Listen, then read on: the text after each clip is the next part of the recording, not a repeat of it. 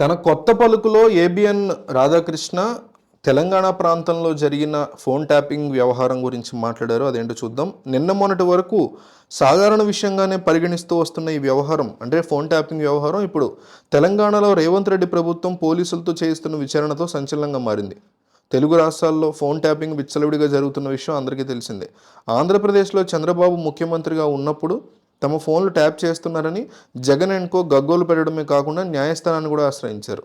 ఇప్పుడు అదే జగన్మోహన్ రెడ్డి ప్రభుత్వంలో ఫోన్ ట్యాపింగ్ నిత్యకృత్యంగా మారింది.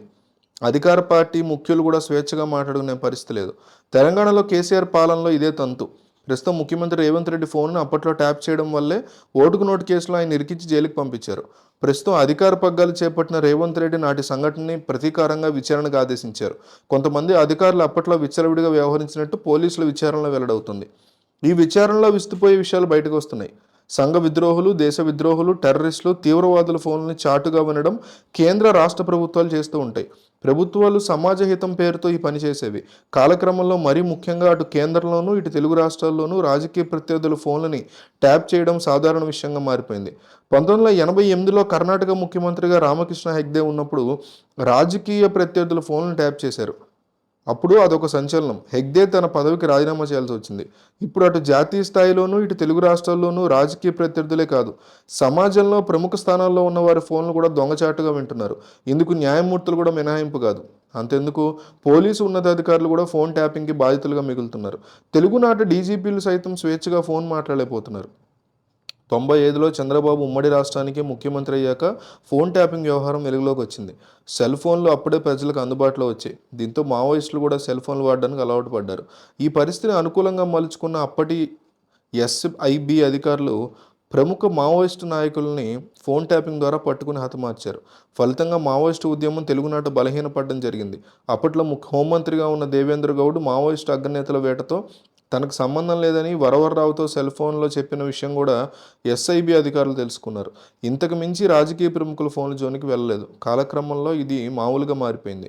ఫోన్ ట్యాపింగ్ బాధితులు చేపట్టిన అధికారులు ఎంత అరాచకంగా వ్యవహరించారో ఇప్పుడు తెలంగాణ పోలీసుల విచారణలో బయటపడుతోంది.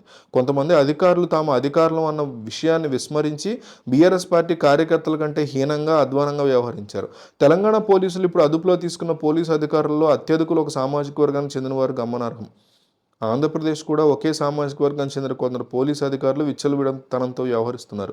మీడియాకు చెందిన వ్యక్తిగా వివిధ పార్టీలకు చెందిన వారు నన్ను కలుస్తూ ఉంటారు. ఎన్నికల ముందు వరకు భారత రాష్ట్ర సమితికి చెందిన నాయకులు నన్ను కలవడానికి భయపడేవారు, ఎందుకంటే ముఖ్యమంత్రికి తెలిసిపోతుందని. ఆంధ్రప్రదేశ్కి చెందిన కొంతమంది వైసీపీ ముఖ్యులు కూడా నన్ను కలిసేవారు. అయితే వారు తమ ఫోన్లు వెంట తెచ్చుకునేవారు కాదు.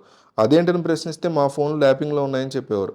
ఓ సందర్భంగా మా కొలీగ్ ఒకరు నాకు ఫోన్ చేసి, నిన్న రాత్రి ఫలానా వ్యక్తితో మీరు ఫేస్ టైం ద్వారా మాట్లాడారా అని అడిగారు. నేను అవునని చెప్పగా, మీ కదలికల్ని ఆంధ్రప్రదేశ్ ప్రభుత్వం గమనిస్తోంది, జాగ్రత్త అని హెచ్చరించారు. ఈ మధ్య ఒక మిత్రుడు ఫోన్ చేసి మీరు ఊళ్ళో లేరా అని ప్రశ్నించి, మీరు ఫలానా నగరానికి వెళ్ళారని ఆంధ్రప్రదేశ్ కింద పోలీసు అధికారులు ఎవరితోనో అంటుంటే విన్నానని చెప్పుకొచ్చారు. నేను ఎక్కడ ఉన్నది, ఎవరిని కలుస్తుంది, ఎవరితో మాట్లాడుతున్నది తెలుసుకుని జగన్ అనుకో ఏం చేస్తారో తెలియదు. నేనేమి సంఘ విద్రోహ చర్యలకు పాల్పట్టలేదు కనుక నా ఫోన్ నుంచి స్వేచ్ఛగా మాట్లాడతాను. ముఖ్యమంత్రులు కూడా విమర్శిస్తూ ఉంటాను. ఇతరులు తమని ఏమి తిడుతున్నారో తెలుసుకునేందుకు ముఖ్యమంత్రులకి మనశ్శాంతి ఉండట్లేదా అంటూ రాసుకొచ్చారు ఏబిఎన్ రాధాకృష్ణ.